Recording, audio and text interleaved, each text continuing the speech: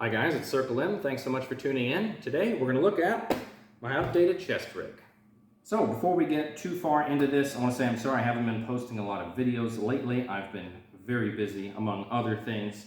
Got a lot going on, but hopefully we'll get into the swing of things here again and I'll be publishing videos. So we're going to look at the rig. It's been updated. I have learned from just the running guns. The running guns, I had my kit set up a certain way, which was very good and very effective, but there was stuff that you can only get from experience. So hopefully this will be enlightening to you guys. We'll start on the left, we'll go around to the right, and I'll go through it pretty quickly so this video doesn't end up super long. All the way here on the left side, I have the Glock field knife. I think this knife is excellent and it's very cheap. There are plenty of people doing destruction videos where they test the knives out and how they are and how they work, and they are absolutely fantastic, especially at their price point. Moving over from that, I have two of the double mag pouches here. So I've got 4 magazines conveniently located under the left arm. On that ammunition note, I have 2 in the front. Instead of having them double stacked, I have them single so I can get a little bit lower to the ground and prone. These also are not Velcro. These just have the bungee cord, which I normally leave off to the side. From my adventures in another place, I learned that those open top mag pouches are not the best for security, which I kind of knew that, but it's one thing to know that, and it's another thing to go into an adverse environment and discover that you've lost stuff. And I'm aware that the Kyries are jump rated. However, on one particular jump, I managed to lose, in a very creative landing, I managed to lose all of the patches on my uniform. So if you manage to do that, whatever that you had in your mag pouches is not going to stay in there. So you'll notice from that experience that everything on this, except for these 2 magazines in the front, is very secure with Velcro or a zipper, because I don't like to lose stuff. In this admin pouch here, you'll notice that I have important documents in a sheet protector.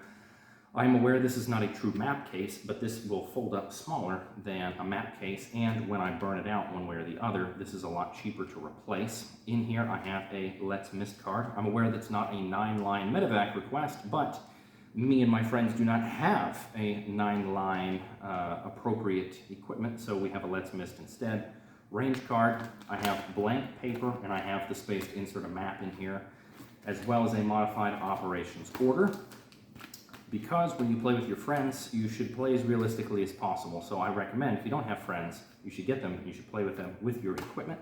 In that pouch, I also have the administrative stuff related to writing on documents, a mechanical pencil, an old-fashioned pencil, a pen, a dry erase marker, and a Sharpie. You are probably going to end up using this the most, especially if you have a write in the rain pad, which you should if you don't.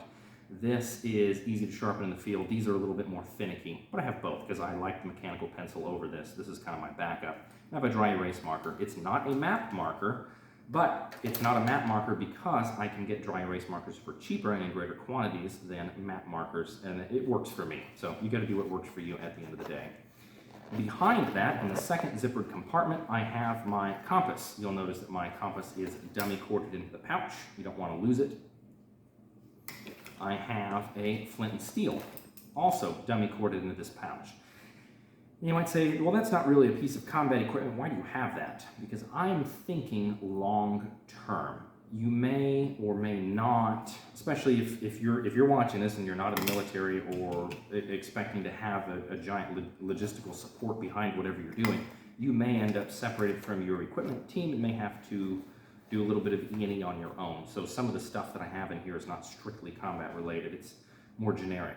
And on that combat note, you probably do not have any emergency resupply. There's no helicopter's going to show up and kick a speedball out of the door. There's no QRF, there's no nothing.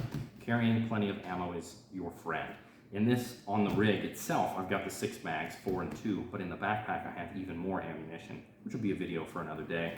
In behind that compass, I have a little bit of Licky Chewy. I've got my chocolate peanut butter. I've got a couple of snack bars, because having a little something to chew on is very nice, especially something small in an individual wrapper. You can pull it out, eat it quickly, and you're not going to take away from whatever you're trying to do versus eating a whole meal. Having that little snack to chew on is very nice. In this right admin pouch, you'll notice how I've laced these zippers together.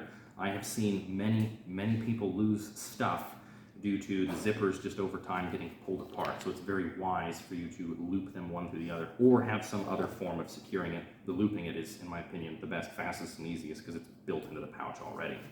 This is primarily my smoke pouch. So I have 2 signaling smokes and then I have 2 screening smokes. Unfortunately, I don't have the real big boy smokes because the ATF is the ATF and we're not allowed to have anything fun. If I would, I could, or if I could, I would.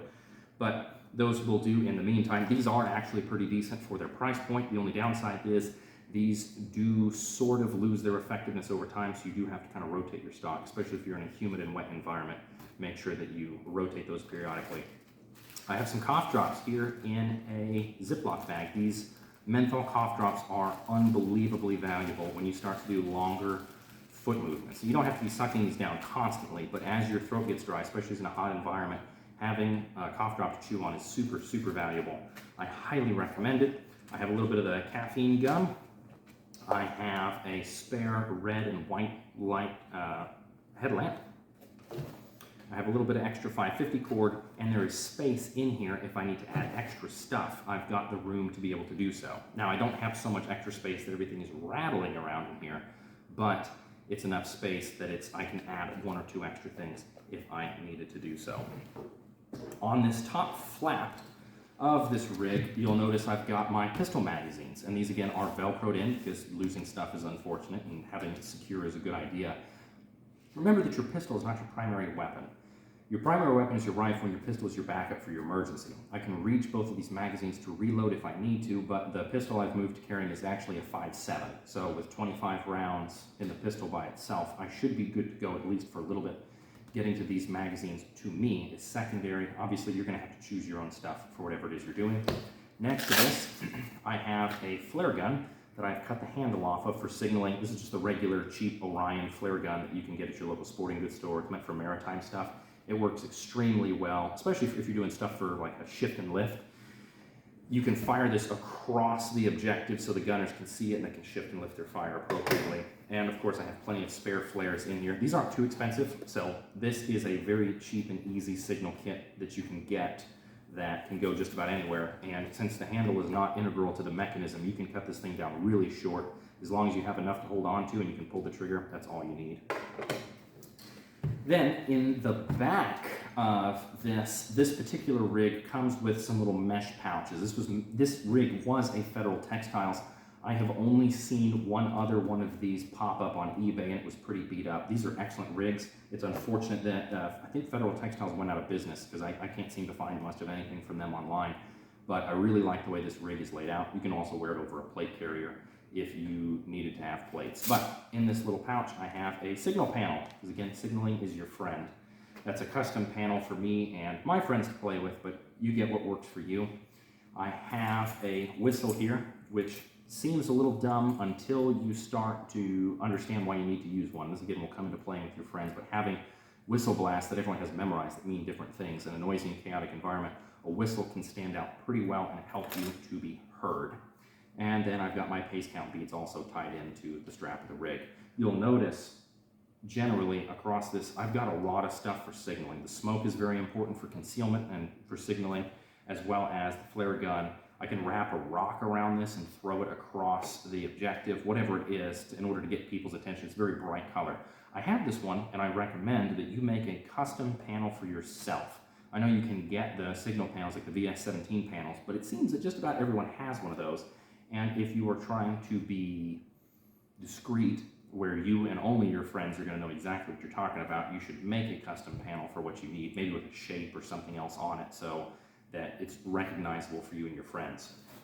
In the back of the rig, on the lower portion here, I have a old laundry bag that can be used, and this is going to be mission dependent, as an SSE bag or a spare kit bag. There are many, many uses for this. You may or may not need one depending on what you're doing, but these laundry bags fold out to be quite large. You can fit a lot of stuff in them. You can still see my roster numbers on there, but for how small this folds down, the fact that it fits back behind the kit in that pouch and doesn't take up a lot of space, I think it's super valuable. Of course, if you need it, use it. If you don't need it, don't carry extra stuff you don't need. Don't copy me just because I'm doing something. In this right pouch here, I have a collapsible, this is the Hydra Pack little flask. I think this is great. This is only 1 liter of water, but this is to supplement whatever you have in your bag. If you are separated from that bag for whatever reason, you still have a little something to sip on. And if you have a Camelback with a hole popped in it, you don't have all of your eggs in one basket. And this one's been very durable and very good for me. It also doesn't make noise, doesn't slosh when it's empty, which is pretty important. So, all in all, this is my kit the way I have it currently set up. You'll notice that it has changed from the running gun kits, because as you learn stuff, you change your gear. You should be out training with, trying your gear, seeing how it works, and making it work for you, your friends, what you're doing, for your environment, so on and so forth. I used to, in a quick anecdotal note, I used to have a saw pouch on here, because I wanted all the ammo, because I could stuff 6 magazines, 6 of the Magpul magazines in that saw pouch, in addition to the double pouches, so I had a lot of ammo. The catch was that one pouch, especially for the shape and the way this rig is designed, it was pulling the whole thing off to the side. It didn't quite fit right, but you won't discover that until you actually go out and you walk around in your kit and do other stuff. So I ended up taking the saw pouch off here, and I went back to the backpack method. So the best thing for you to do is actually get out, go play with your friends, try it, train it. This rig actually is not that heavy. Fully loaded, you stand on a scale with it, it's only about 10 pounds, so it's not bad, but as you start adding more and more equipment onto it, your weight will add up. So make sure that you are in good shape and you're doing the best. The best thing, of course, is to get out and have fun. Do your best with you. Not everyone can afford all of the gear up front, and that's fine. Just get what you can get, make the most of it, because at the end of the day, no one is coming to rescue you. You are your own first responder. You're going to have to take care of yourself, your friends, and your family. So while you can, get out, train, get your equipment, get it all in order, so on the day that you need it, you have it, you've practiced with it, and you're ready to go. So hopefully I'll be back to posting more videos here soon. Thanks again so much for tuning in, and I hope to see you next time.